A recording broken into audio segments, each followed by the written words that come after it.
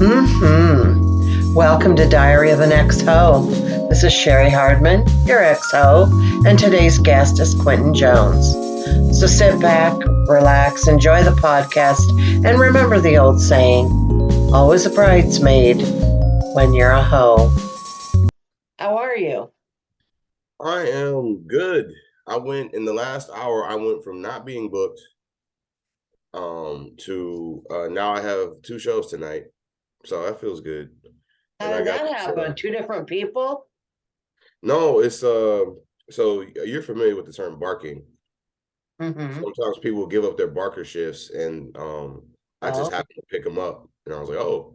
So if we had did this at 6, I couldn't have picked them up. I mean, well, 3, you know what I mean? Time difference. Right. I wouldn't be able to pick up the shift. So I guess everything's happening for a reason. Wow, cool. I got this orca joke that I got a good recording of, and then I did a second show yesterday where I made it better on stage, and I'm like, no, I want that better version, but I'm not booked till Friday, and I want to like get it out quick. Right. So where do you live now? New York? Yeah, I live in New York. I live in Brooklyn. Okay, cool. And you like it there? This was a tough year, but I'm starting to like it. Like now I have friends. I was gonna say I'm kind of against your name because it's Diaries of an Ex-Ho. I'm still hoeing. I'm in a new city. Well, I'm the ex-ho. You can keep on hoeing. Oh, okay, cool. Yeah. But I'm out here hoeing. A good 30s hoe. Now I ain't, Oh yeah. with some dignity. With a hoeing nonetheless. Not looking for a relationship. But that's going well, and so yeah. Liking it a lot more, but that first year, no hoeing, no shows, and I got fired like 3 months after I moved here. So it was tough. It was a rough transition. Yeah. So, is it better if I had a virtual background? Because you come and go. Like you're there really good, and then you're not. I think it might depend with like how far you sit back in your chair. Yeah, I'll scoot up here. I have a different background that actually has my name on it and my stuff because you do video also. Do it right. Yeah. Yeah, that's better. Okay. This is for a podcast that me and my friends never started during the pandemic. Okay, I can't lean back. Got it. Can't lean back. So I gotta do this. Okay, well, lean back and then let's see. No, if I lean back, then it's like. Yeah, you're better up close. Yeah, because if I do this, it loses me. But I always thought that I was better looking up close than far away. And you are. Apparently so are you. So yes. Okay, so but happy to be here. Yeah. Yeah, I'm good. It's good to talk to you. I do miss you. Oh, I miss you too. I do. You were it was one of my favorite people around here. So what decided to make you move? What made you decide to move? That's what I'm trying to say. I just kind of saw the writing on the wall for Seattle for me. There's just a lot of people who I feel I'm better than, who who had like successful shows and just TCC. I'm past the TCC, but I'm like that's once every 3 months. And so there was really nothing keeping me here comedically wise, and I'm like, I could keep hanging at places, but I just feel like I need to be where the headliners are. I need to be where I can go up, and it's like I'm not just demolishing most of the show, or it's not me and one other comic. And so that was the big thing. And then the thing was, is like if I spend 5 years in Seattle, where do I think I'll be? And if I spend 5 years in New York, where could I be? Mm-hmm. That was the big thing that made me move. I'm like, 5 more years here isn't going to help me the way 5 years or even 2 years will here. So right, I left. I understand that. I really do. I feel like there's a lot of, how do I say it? Red tape. No, it's more just like there's a certain element of people that want to just keep it this way and they don't want to let anybody else in. You know what I'm saying? And then some people say, "Oh, you should create your own way," but like no one wants to do that. I just want to, like, I'm funny and I'm nice and people like me, It just, come on. And it just wasn't working out Yeah. that way. And there's bullshit here. Don't get me wrong. There's a lot of bullshit Oh, yeah. here. But I'd rather deal with New York bullshit where I'm next to people who are going somewhere. Like I'm seeing people blow up like quarterly, like new people blow up from here.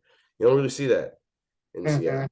Right. And you look at the best in the area and you're just like, respectfully, like say Gabe Rutledge.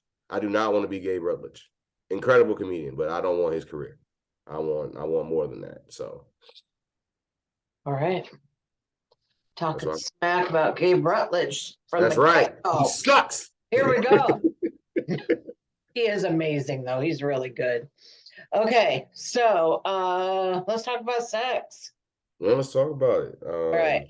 So I'm going to start just like I'm just going to kind of take you through your life and sex. So let's talk about the very beginning, like starting.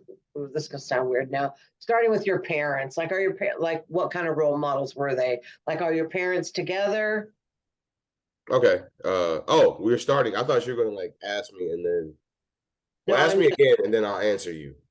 That'll sound better. are your parents still together? They aren't. My dad's actually dead. He's been dead 17 years. So but he was in my life before he died. And I would say let's go with my mom. That's who I grew up with and I still talk to. Okay. My mom definitely is like doesn't even show that type of side of herself to her kids unless she gets drunk, but she didn't get drunk around us very often. So just from you hear about my parents weren't together when my dad wasn't alive either. So from a single mom perspective, you hear about guys say they see guys running in and out the house with their mom, and I'm like, I can only really think of maybe 3 guys my mom has been with other than my dad that I saw personally, and which is for 18 years is not a lot at all. Right. So Sure. and they were all decent guys. They weren't like some wife beater, show up in a t-shirt type of. They were all, decent guys. I liked one of them. His name was 7-1. He's the one person I actually heard having sex with my mom. That's traumatizing.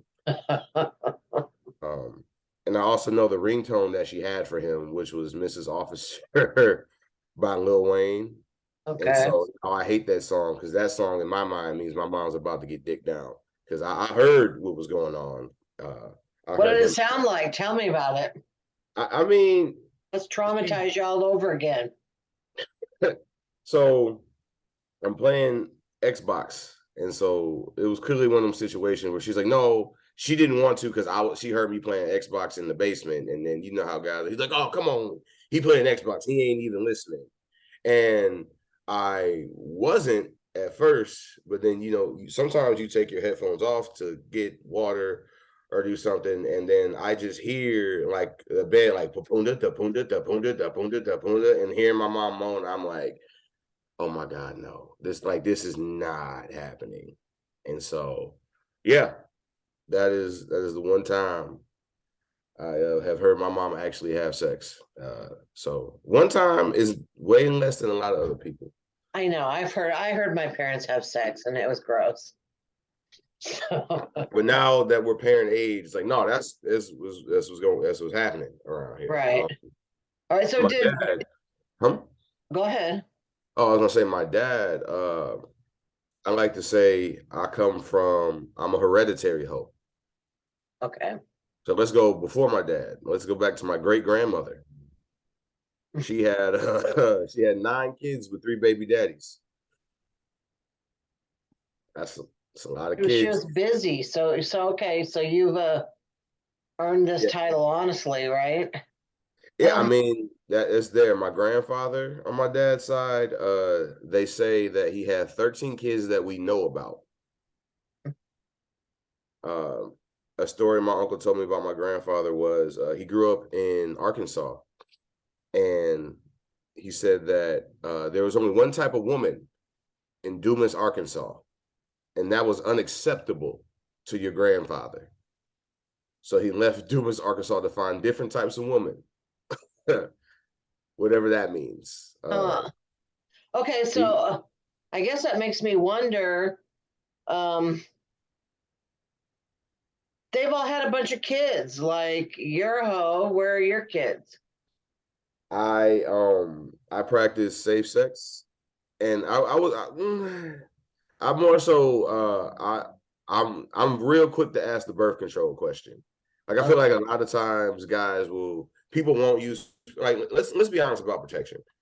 Like, at least in Seattle, a lot of people are very good about protection. In New York and Detroit, they're not good about protection. Like, it's definitely a situation. There's been some situations where I was like, I think I'm gonna get it. Like, if I don't put on the condom, she wouldn't go make me. Mm-hmm. Like, but so let's throw that out. But I definitely, for me, if I'm going to go unprotected with someone, one, I see what type of birth control they have, and I gotta see, like, if they on the pill, I gotta see them taking the pill. Because that's how my nephew got here. Um, and then after that, it's like protection for, like, hey, let's get tested for STDs. But I usually mess with women who have like the bulletproof protection, like IUDs or like the patch or something easy where you don't have to keep track of. So all my kids were murdered by science. All right.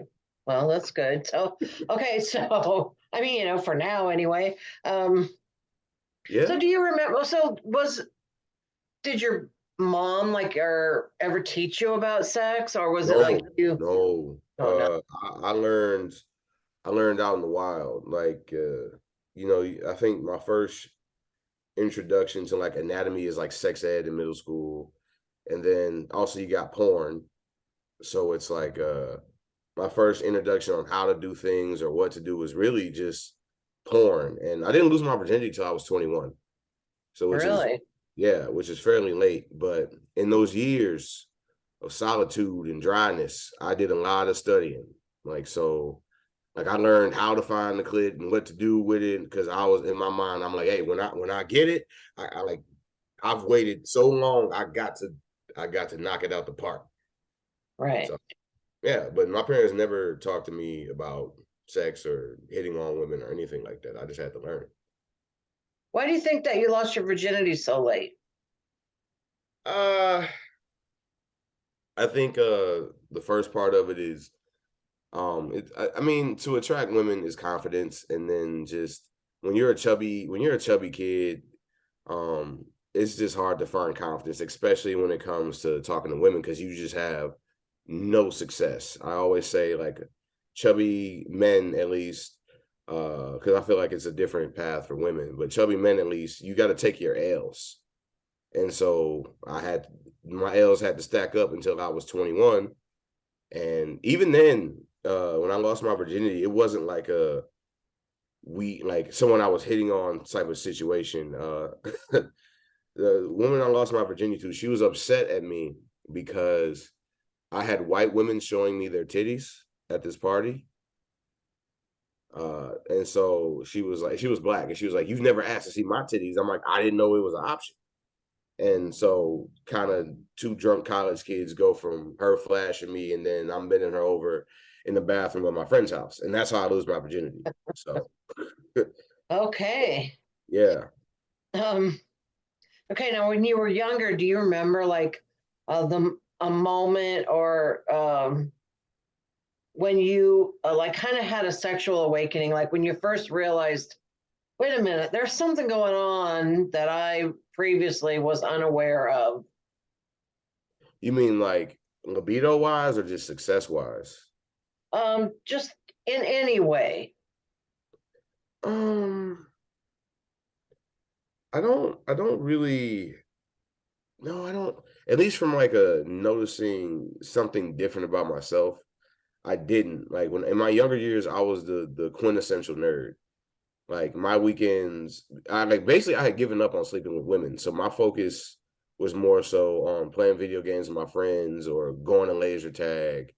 And then it really didn't come back until college, which was when, like, everybody's going out and hooking up, and you literally have a roommate who was like had sex while you're in the room. And then I'm like, okay, that's when it was like Yeah, in my face, I was missing it. But it still took me 3 years after that. So gotcha.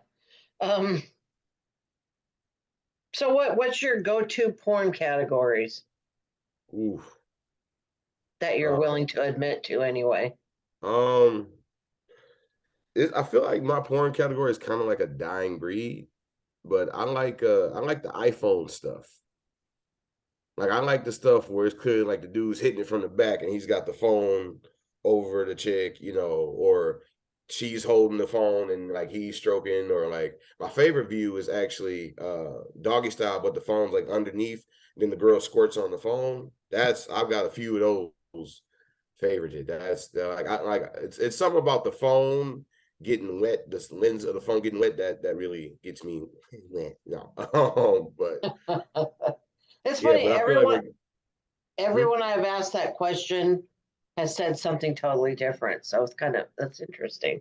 Yeah, that's my. But I think it's dying with OnlyFans because it used to be people was just kind of like recording for the fun of it, but now people are like recording. Oh, we can make them now. So like even like the regular stuff is like getting added production value, and I don't want I want it raw. Right, right. Like I want the camera to go off frame, then they move it back. But now they got tripod. I was like, no, I want the gorilla You style. want it That's gritty, yeah. Yeah, I want the gritty porn. Yeah, that's my favorite. Do you remember like a mainstream movie that had a scene that you thought was like particularly sexy? Oh, it's gonna sound made up, but it's real. But it's Booty Talk 24. I'm at my cousin's house, and he's like 10 years older than me, and so like I'm at his house, and he has like his Xbox, and he also like the video games, and right next to it, he's got the porn. So I remember his mom sent him to like the store or something. So I'm just sitting in his room, and I'm like, okay, like because this for people listening who are younger, this is back when the internet porn wasn't what it is now. Like this is like DVD porn was it. So I was like, okay, I can put the DVD in, watch it a little bit. And there was this scene, like I skipped forward, it was like the talking, but it was a scene where the dude, he had one woman riding his face, which is still personally one of my favorite positions to be in. I love my face road. And then he had another woman riding him, like riding his dick, facing him, and she was licking his nipples. And that is like, that hasn't happened to me yet, but that's like my dream scenario. I want someone to ride my face while riding my dick and licking my nipples. That's what I need in my life. Booty Talk 24. Never forget it. Okay. That's lovely and everything, but I meant mainstream, like as in not porn, like Hollywood Oh, movies. let's see. Um, it kind of falls into like my favorite category, but Monsters Ball. Uh, Because just the way they filmed it was really kind of like guerrilla style, like somebody like behind the table, kind of like corner between the blinds. I Uh, remember some hot sex in that movie, but I haven't watched that movie in so long. I don't I remember. haven't watched that movie either. I just cut. Like we had the movie and people were talking about Halle Berry was naked in it, and so I watched that. Yeah. Um, Mainstream movies other than that, I can't think of any off the top of my Okay. head. All right. Well, you already told me what your kind of bucket list position is. Yeah. Uh, what's your definition of amazing sex? Hmm. I think the definition of amazing sex is it's kind of like y'all both like whoever comes like last. It's kind of like and y'all both kind of like basically you don't want to move after. And I have like this weird, maybe it makes sense to people, maybe it's just me, but like I have like this feeling kind of like in my hips, where it's like I just did some good fucking, and I look at her, and she has like that look of like that, like he did some good fucking, and we're both satisfied, and it's just kind of like you lay down and you just touching whatever, you really don't care where your extremities are touching. That's what good sex is, I think, in its most primal way. And then I think for me, kink stuff doesn't necessarily go into it. I think good sex to me is kind of like that primal. We just fucking to like pleasure each other, and then you kind of have like the other stuff that's nifty to us, but like just regular top three positions, just going at it is like good Mm-hmm. sex to me. Okay, cool. So, how do you usually meet women? Shamelessly, it's the dating apps. Um, I still have a lot of self-esteem issues when it comes to just approaching women in public. So like especially clubs or bars. like maybe I'm too woke when it comes to women, but it's like I just feel like women. I've seen so many women complain about being approached that I just always feel like they're being bothered. And so I rely a lot on the apps just because I know if someone matches with me, they at least think I'm attractive. And then I can kind of carry the ball from there. That And makes so, sense. yeah. How's your body image? It's getting better. I mean, I've lost 40 pounds since the last time you seen me. So it's getting better. I think I've just never been happy being a bigger guy. And maybe that's, people want to say whatever, but I'm at the point in my life where it's like my way to fix how I feel about my look myself is to make myself smaller. And that's what I'm doing. And I'm seeing improvements and I'm getting happier and it's really for me. It's not like I'm not losing weight to attract more people. It's I'm losing weight to like, look better myself.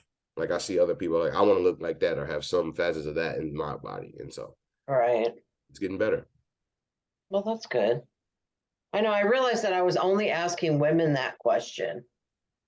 And then I was like, hey, that's kind of fucked up. So I got to remember to always ask men that question too. So do you consider yourself like a totally straight person?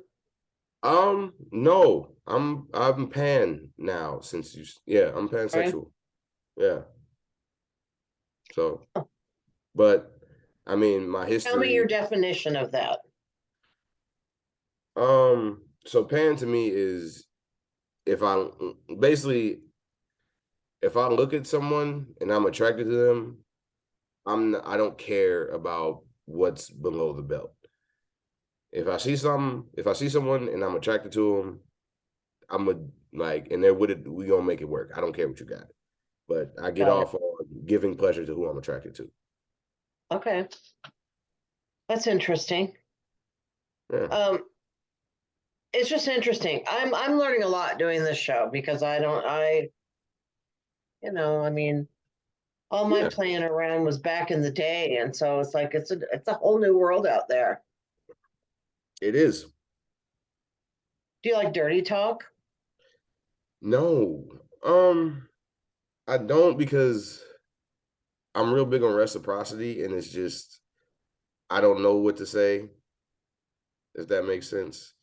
So like women who like to like be called a slut or things like that, I just don't like. I don't know what to say, or I don't know what's too I far. don't know because it's different for everybody what they would like. Yeah, Don't want to say the wrong thing. It was like, what was that?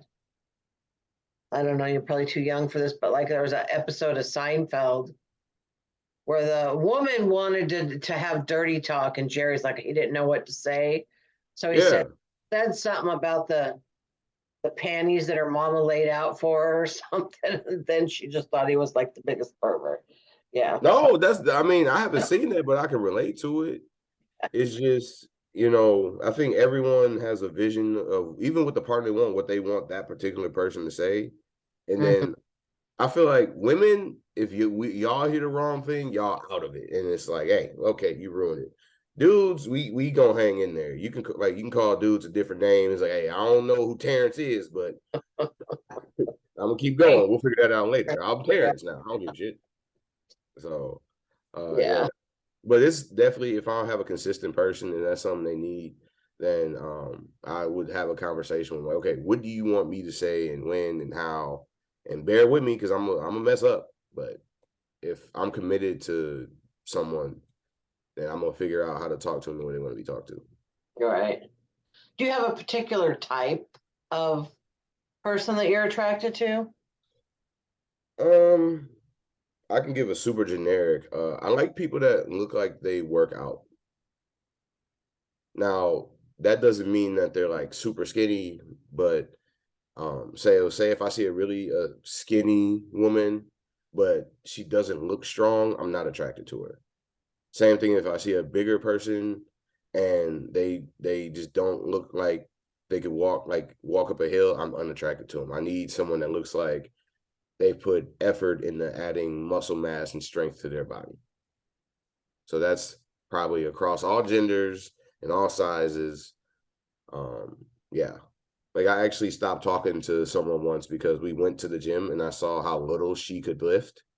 And I'm like, that's unattractive to me. Can't even pick up my dick. Yeah, like barely. She needed 2 hands, and that's no. Yeah. Do you have any I didn't warn you about this beforehand. Do you have any like interesting, funny, crazy sex stories that you want to? Oh no. So I told Ken I was doing your podcast, and he told me a particular story to tell. Okay. So we got to go back to the pandemic. Okay. I was pandemic. That was like people listening. If you've ever had a time where you kind of had to look at yourself in the mirror, like, why are you sleeping with so many people? Like that was the pandemic. But So you were sleeping with a lot of people during the pandemic yeah, when we were yeah, all supposed to be staying away from each other? yep. I even like here's how sick I am in the head. Because when the pandemic started, the dudes were horny, but the women were like, ew, you're disgusting. It's a pandemic. But I'm like, nope. Give them till like July. They're gonna be just as horny as the guys. And so in that 3 months, I was like, okay, where can I plan like a good like date away from people? And so I found like the perfect date place and all that to do during the pandemic. And it was just Casamigos and lemonade at Madrona Beach. And anyway, so there's one person I took on this date who I actually didn't like that much. And so we go on a date, and I was like, you know what? I'm not feeling her. I'm just going to kind of let it ghost away. But she kept texting me after the date, and it was the pandemic. So at one point, she was basically like, hey, I want some dick. And I'm just on my couch watching Netflix. Like, that sounds better than what I'm doing. So she come over, we have some drinks, we do whatever, and I'm walking her to her car. And as we're walking to her car, this white woman on crutches, maybe like early 50s, late 40s, sees us. We don't have masks on. We're outside. And she's like, you guys really should be wearing masks. And I'm just like, okay, whatever, white lady. I'm not listening to you. The girl I'm with, she's like a couple steps behind me. She was like, what did you say, bitch? And I'm like, okay. But I keep walking because I think, all right, that's going to be the end of it. And then I start hearing back and forth, like, no, what you going to do? And then I turn around. And what I see is kind of like, you ever see the cartoons when they're fighting? You see like the dust ball of them fighting. That's Right. how it looks in my head. Like I see a crutch fly. My girl was wearing flip flops that flies into the street, and they're fighting and clawing at each other. And so I run back over and I like pick my girl up off, and she's like kicking her, like, yeah, bitch, blah blah blah blah blah blah blah blah. And I'm just like, wow, okay. What makes it more embarrassing is across Yeah. the street there was a Starbucks, and there's like a line of 40 people waiting to go into the socially distanced Starbucks. So like other people see this happen. I'm like, okay. So we cross the street. Somebody from the Starbucks hands her flip flop that was in the street, and I'm like, let's go. Let's just leave. And so we're walking. I don't say anything, and I get her to her car. She's like, oh, that bitch had it coming, didn't she? And I'm just like, oh God, no. Oh God, no. So she gets in the car. I walk back to my apartment. And like the lady who got attacked was like calling the police and stuff. I was like, all right, let me get away from here. And so I go on Xbox and I tell my friends what happened. I'm like, yo, so how do I end this? Now, I'm more mature now. The much more mature would be like, hey, just you fighting with that woman was just really a big no for me, and I just wouldn't be comfortable moving forward with you anymore. That's what I should have did. No, it's not what my friends said. They said, hey, if she fighting people in the street, she crazy. So you can't stop talking to her. You got to at least fuck her like 1-2 more times and then make it about something else where you ain't talking to her. I'm like, and I'm sitting there like, yeah, man, yeah, y'all right. I can't just leave. She's crazy. And so basically, I set up another time for her to come over and we fuck. It's like 2 days later. And so we fuck, and then we start talking. And so the plan was like after we fuck, like when she leaves, I would tell her. But through this conversation, it comes out that I didn't want to like literally. I just got out her vagina, And I'm just like, yeah, I don't want to fuck with you no more. And she's like, wow, asshole. And I'm just like, yeah, but that's how I feel, you know. So she leaves my place. I'm like, all right, cool. She ain't tearing nothing in my house. I block her on everything except Snapchat. Oh. So I guess she gets home, sees I block her on everything. And she's like, hey, you fat motherfucker, blah, blah, blah, blah, blah, blah, blah. Starts blowing up my Snapchat. And I'm like, oh, I missed her on Snapchat. Block her on that. This woman has 2 fake numbers. So Oh, she starts geez. texting, calling me for hours. Like I'm at the gym for 2 hours and she's still texting and calling me. And so eventually I tell my boys again, like, yo, what do I do? And they're like, oh man, you got to talk to her because she know where you live. She crazy. And so I get back home. She's still blowing up my phone. And I finally answer. It's been like 6 hours. I'm like, yo, what do you want? And she just goes to her whole life, things that she didn't tell me in our first 2 interactions, how she's a recent divorcee, how she went to juvie 3 times as a kid. All this stuff is coming out. She's like, you need to watch who you talking to, and blah, blah, blah, blah, blah. You said you don't want women to have a bad experience with you. You did this to me. I'm like, yo, okay. She yells at me for like 2 hours while I make chicken Alfredo. No bullshit. So basically, I finished the Alfredo and she's yelling, I'm like, yo, is there anything else you want to say to me? She's like, you know what? I guess I am done. I'm like, cool, click. And thankfully, she never hit me up again. And that was, Could have she gone so much worse. could have, but wow. Yeah, that's Something like probably, that. After that happens, does that like make you very like leery of women for a while? you would think. Uh Or you're just like, oh, that was just one crazy one, and no, I've had in Seattle, I haven't had it happen in New York, but in Seattle, I had 3 women come to my house. Uninvited. Basically, I didn't want them there. Uh and she wasn't one of them. So there's 3 other people who yeah, you think I would be. But I just felt safer. I feel like nobody in Seattle on no real crazy stuff. So that's really how I feel. But I'm in New York now, so my mindset's a little different. Like, hey, no, they might cut me out here. So oh I'm moving a little different. And I'm older. man, I forgot what it was like to be single and have so much just crazy experiences.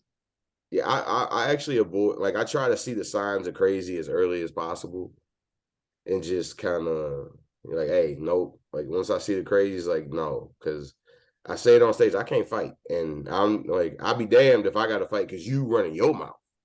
So, Right. yeah, I just try to keep. I like peaceful people in my life. I hold with peace.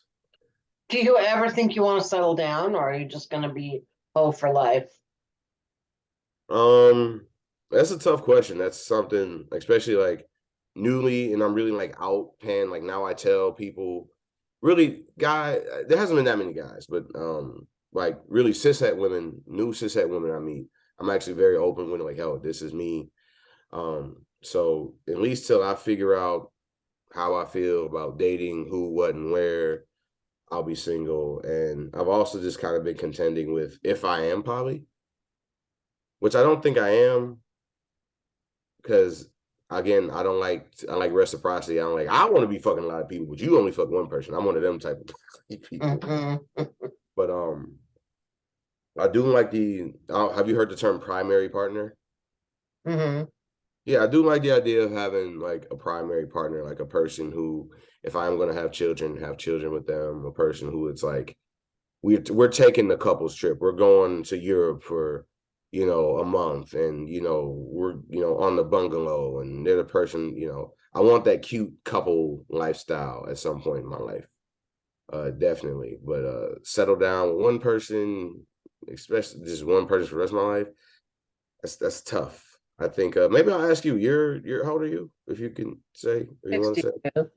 you're I'm 62. 62. Yeah. And like you and your husband, y'all, from what I hear, y'all the oven's still going for y'all. Mm-hmm. Yeah, and I'm just like, I don't know. Do you ever want to sleep with someone? Like, do you ever want to get like a nice 30-year-old one time? I still have the urges, yeah. Yeah, Yeah, I and mean, just I'll be honest. I told my yeah, husband to watch this, so and just in my mind, when I get to be like in my 60s, 70s, I'm dying at 87. Uh, that's my life plan. Die at 87. That's a good run. okay. Um, I like it. I think it's I've been the young guy with the older woman, but I also want to be the old guy with the younger woman. I think that's just a part of experiencing life. And I want to be able to do that. All right. Well, Yeah, good luck. I hope that everything comes out the way you want it to come out. I'm gonna do my Yeah. best to make it that way. I like the fact that you're exploring things and trying to figure yourself out. So, what's your Instagram handle so I can put it? Oh, it's Oh right up there. well, yeah, It's it's right right up there. there. Never But yeah, mind. but I'm gonna say it because people can't see it. If you like what I'm saying, if you want to hear my stand up, you can follow me on Q Killam on Instagram, on YouTube, on Twitter, on OnlyFans. There's nothing on there, but if you pay me enough, you might get something. Uh, and yeah, and on Facebook at Quinton Jones Comedy. All right, cool. Well, God, thank you. It was really nice talking to you. It was a lot of Yeah. fun. And and also come out in 2 or 3 weeks. So Okay. I'll keep You you find some good clips. updated. And then what I do sometimes is I always re-listen and watch podcasts, and if I find a funny clip, we can collaborate, tag. Okay. Now, are you coming? You have any plans to come back this way to visit at I was all? just Any? there. Well, I didn't see you. You're right. No. No, nothing. Uh, I'm gonna. I say I'll tell people whenever I leave Seattle, I'm just like, hey, I'll see y'all in 3 to 6 months. So I figure I'll be back. Maybe like November, December, something will pop up. All right. You Well, know. next time, let me know where you're gonna be. Okay. All Um, right. yeah. Well, this is great, All right. and Thanks. this gives me plenty of time to get to my spots. All Love you, right. Cheri. Keep killing I it. love you too. Have good shows tonight. All right. All Bye right, bye. cool. See ya.